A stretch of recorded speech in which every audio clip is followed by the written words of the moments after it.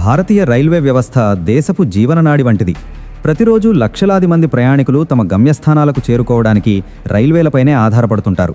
ముఖ్యంగా పండుగల సీజన్లలో మరియు వేసవి సెలవుల సమయంలో ప్రయాణికుల రద్దీ ఊహించని స్థాయిలో ఉంటుంది.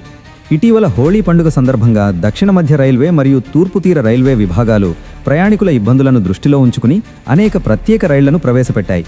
చర్లపల్లి, తిరుపతి, విజయవాడ మరియు విశాఖపట్నం వంటి కీలక కేంద్రాల నుండి వివిధ రాష్ట్రాలకు ఈ సర్వీసులు నడిచాయి. అయితే ఈ ప్రత్యేక రైళ్లకు ప్రయాణికుల నుండి లభించిన అపూర్వ ఆదరణను చూసి రైల్వే బోర్డు ఒక కీలక నిర్ణయం తీసుకుంది. సాధారణంగా ప్రత్యేక రైళ్లు నిర్ణీత కాలం వరకు మాత్రమే నడుస్తాయి. కానీ వీటిలో ఉన్న రద్దీని మరియు ప్రజల అవసరాలను గుర్తించి మెజారిటీ ప్రత్యేక రైళ్లను రెగ్యులర్ సర్వీసులుగా మార్చడం జరిగింది. ఈ నిర్ణయం వల్ల ప్రయాణికులకు ఒక స్థిరమైన రవాణా మార్గం ఏర్పడటమే కాకుండా రిజర్వేషన్లు ముందుగానే చేసుకునే వెసులుబాటు కలుగుతుంది. ఇది కేవలం రవాణా సౌకర్యం మాత్రమే కాదు, వేర్వేరు రాష్ట్రాల మధ్య ఆర్థిక మరియు సామాజిక సంబంధాలను బలోపేతం చేసే చర్యగా కూడా అభివర్ణించవచ్చు. ఆంధ్రప్రదేశ్ మరియు తెలంగాణ రాష్ట్రాల మీదుగా రాకపోకలు సాగించే రైళ్లకు ఈ క్రమంలో అధిక ప్రాధాన్యత లభించింది. యలహంక మరియు సంత్రాగచ్చి మధ్య నడిచే ప్రత్యేక రైలు, అలాగే షాలిమార్ మరియు ఎంజీఆర్ చెన్నై సెంట్రల్ మధ్య నడిచే రైళ్లు ఇప్పుడు శాశ్వత ప్రాతిపదికన అందుబాటులోకి వచ్చాయి. గతంలో 02-863 మరియు 02-864 నంబర్లతో నడిచిన యలహంక సంత్రాగచ్చి స్పెషల్ రైలుకు ఇప్పుడు కొత్తగా 1863 మరియు 1864 అనే రెగ్యులర్ నంబర్లను కేటాయించారు. ఇది ఇప్పుడు పూర్తిస్థాయి ఏసీ ఎక్స్ప్రెస్గా రూపాంతరం చెందింది. దీనివల్ల సుదూర ప్రాంతాలకు ప్రయాణించే ప్రయాణికులకు వేసవికాలంలో చల్లని మరియు సౌకర్యవంతమైన ప్రయాణం లభిస్తుంది. ఈ రైలు ప్రయాణించే మార్గం సుమారు 5 రాష్ట్రాలను కలుపుతీ సాగుతుంది. పశ్చిమ బెంగాల్, ఒడిషా, ఆంధ్రప్రదేశ్, తెలంగాణ మరియు కర్ణాటక రాష్ట్రాల ప్రజలకు ఇది ఎంతో మేలు చేకూరుస్తుంది. ముఖ్యంగా ఐటీ నిపుణులు, విద్యార్థులు మరియు వ్యాపారవేత్తలు బెంగళూరు నుండి కోల్కతా వైపు వెళ్లడానికి ఈ రైలు ఒక ప్రధాన వనరుగా మారుతుంది. 1863 నెంబర్ గల ఏసీ ఎక్స్ప్రెస్ ఏప్రిల్ 2వ తేదీ నుండి తన రెగ్యులర్ ప్రయాణాన్ని ప్రారంభిస్తోంది. ఇది ప్రతి గురువారం మధ్యాహ్నం 12:50 సంత్రాగచ్చిలో బయలుదేరుతుంది. ప్రయాణంలో భాగంగా ఇది ఒడిశాలోని ఖరగ్పూర్, బాలసోర్, భద్రక్ వంటి ప్రాంతాలను దాటుకుంటూ ఆంధ్రప్రదేశ్లోని శ్రీకాకుళం, విజయనగరం మీదుగా ప్రయాణిస్తుంది. రెండో రోజు వేకువజామున 12:20 ఇది యలహంకకు చేరుకుంటుంది.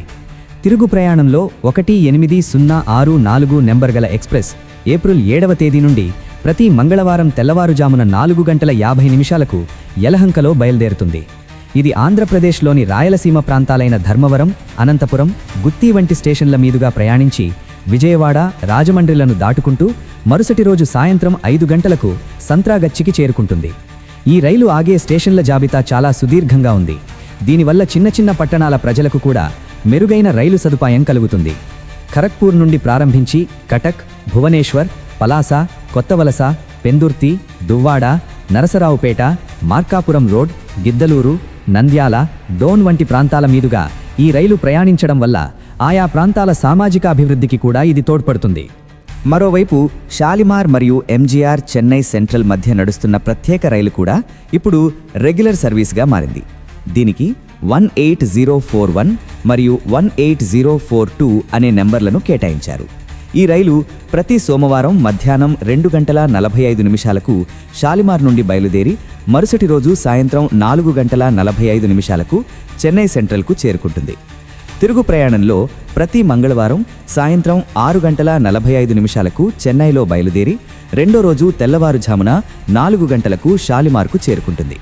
ఈ రైలు ప్రయాణించే మార్గంలో విజయవాడ, ఒంగోలు, నెల్లూరు, గూడూరు వంటి కోస్తా ఆంధ్ర నగరాలుండటం వల్ల ఈ ప్రాంత ప్రయాణికులకు ఇది ఎంతో అనుకూలంగా ఉంటుంది. చెన్నై వంటి మహానగరానికి వెళ్లే రోగులకు, విద్యార్థులకు మరియు ఉద్యోగులకు ఈ రైలు ఒక వరప్రసాదం లాంటిది.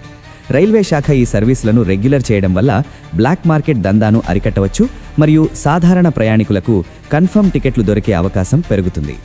రైల్వే అధికారులు తీసుకున్న ఈ నిర్ణయం వెనుక లోతైన విశ్లేషణ ఉంది. సాధారణంగా ప్రత్యేక రైళ్లు నడిపినప్పుడు వాటి నిర్వహణ ఖర్చు ఎక్కువగా ఉంటుంది. కానీ అవి రెగ్యులర్ సర్వీసులుగా మారినప్పుడు రైల్వేకు స్థిరమైన ఆదాయం సమకూరుతుంది. అంతేకాకుండా దక్షిణ భారతదేశం నుండి తూర్పు భారతదేశానికి వెళ్లే ప్రయాణికుల సంఖ్య రోజురోజుకు పెరుగుతోంది. ముఖ్యంగా పశ్చిమ బెంగాల్ మరియు ఒడిశా నుండి వచ్చే కార్మికులు, ఆంధ్రప్రదేశ్ మరియు కర్ణాటకలోని పారిశ్రామిక ప్రాంతాలలో పనిచేస్తుంటారు.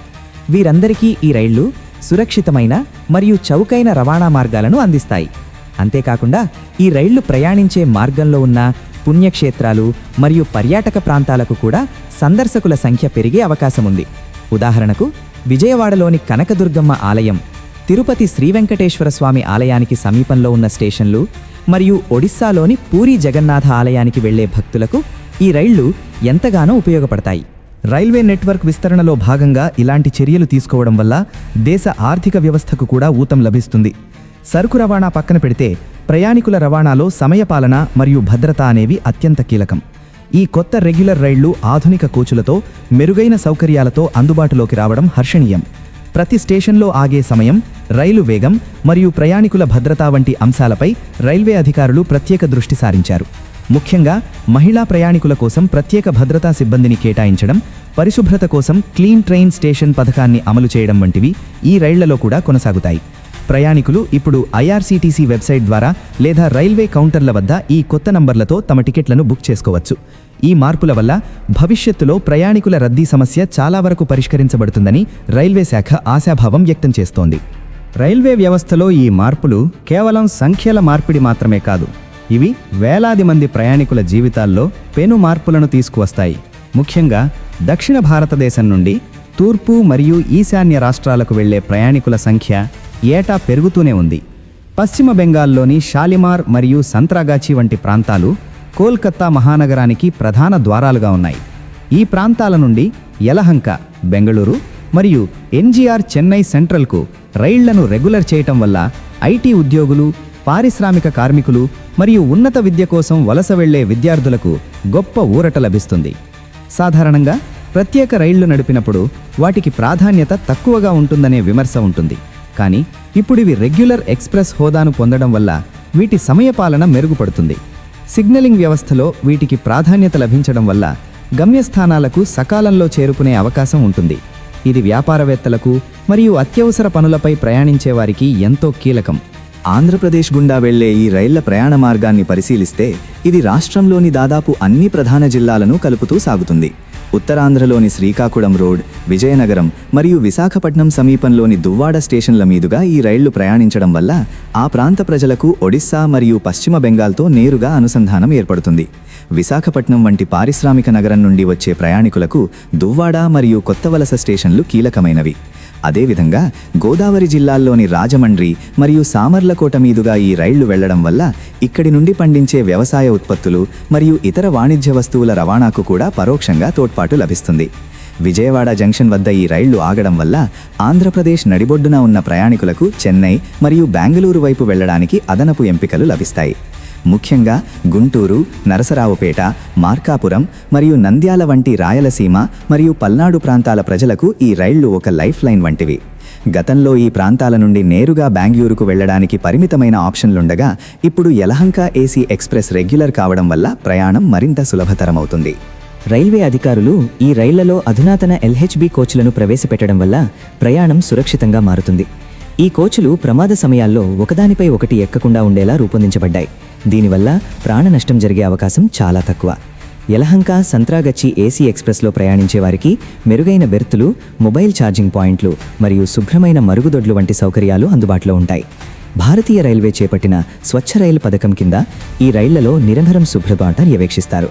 ప్రయాణికుల కోసం క్యాటరింగ్ సేవలు కూడా అందుబాటులో ఉండడం వల్ల సుదీర్ఘ ప్రయాణంలో ఆహారం మరియు నీటి ఇబ్బందులు కలగవు. ప్రత్యేకించి 18041 లేదా 18042 షాలిమార్ చెన్నై ఎక్స్ప్రెస్ కోస్తా తీరం వెంబడి ప్రయాణిస్తూ ఒంగోలు, నెల్లూరు మరియు గూడూరు ప్రజలకు చెన్నై మహానగరంతో అనుసంధానం పెంచుతుంది. చెన్నైలోని అపోలో వంటి పెద్ద ఆసుపత్రులకు వైద్యం కోసం వెళ్లే పేద మరియు మధ్యతరగతి ప్రజలకు ఈ రైలు చౌకైన మరియు వేగవంతమైన రవాణా సాధనంగా నిలుస్తుంది. ఈ పరిణామాలన్నీ గమనిస్తే రైల్వే శాఖ కేవలం ఆదాయంపైనే కాకుండా ప్రయాణికుల సౌకర్యం మరియు భద్రతపై కూడా దృష్టి సారిస్తుందని అర్థమవుతుంది. దేశవ్యాప్తంగా వందే భారత్ వంటి సెమీ హైస్పీడ్ రైళ్లు ప్రవేశపెడుతున్నప్పటికీ సాధారణ ఎక్స్ప్రెస్ రైళ్ల అవసరం కోట్లాది మంది సామాన్యులకు ఎంతో ఉంటుంది. ఇలాంటి ప్రత్యేక రైళ్లను రెగ్యులర్ చేయడం వల్ల సాధారణ టికెట్ మరియు రిజర్వేషన్ టికెట్ ధరలు స్థిరంగా ఉంటాయి. ఇది సామాన్యుడిపై భారం పడకుండా చూస్తుంది. రాబోయే రోజుల్లో దక్షిణ మధ్య రైల్వే మరిన్ని కొత్త మార్గాల్లో రైళ్లను ప్రవేశపెట్టే ఆలోచనలో ఉంది. ముఖ్యంగా తెలంగాణలోని సికింద్రాబాద్, కాచిగూడ నుండి ముంబై, ఢిల్లీ మరియు కోల్కతా వంటి నగరాలకు రద్దీ ఎక్కువగా ఉండే రోజుల్లో మరిన్ని అదనపు కోచ్లను జోడించడం లేదా శాశ్వత రైళ్లను ఏర్పాటు చేయడంపై సమీక్షలు జరుగుతున్నాయి. ప్రయాణికులు తమ ప్రయాణ వివరాలను ఐఆర్సీటీసీ యాప్ ద్వారా ఎప్పటికప్పుడు తెలుసుకోవచ్చు మరియు రైలు ఎక్కడుందో లైవ్ స్టేటస్ ద్వారా పర్యవేక్షించవచ్చు. డిజిటల్ ఇండియాలో భాగంగా రైల్వే సేవలు కూడా డిజిటలైజ్ కావడం వల్ల టికెట్ బుకింగ్ నుండి ఆహారం ఆర్డర్ చేయడం వరకు అన్నీ వేలిముద్రలపైనే జరుగుతున్నాయి. ఈ కొత్త రైళ్లు సామాజిక అభివృద్ధికి, ప్రాంతీయ అనుసంధానానికి మరియు దేశ ప్రగతికి ఒక బలమైన పునాదిగా నిలుస్తాయని మనం ఖచ్చితంగా చెప్పవచ్చు.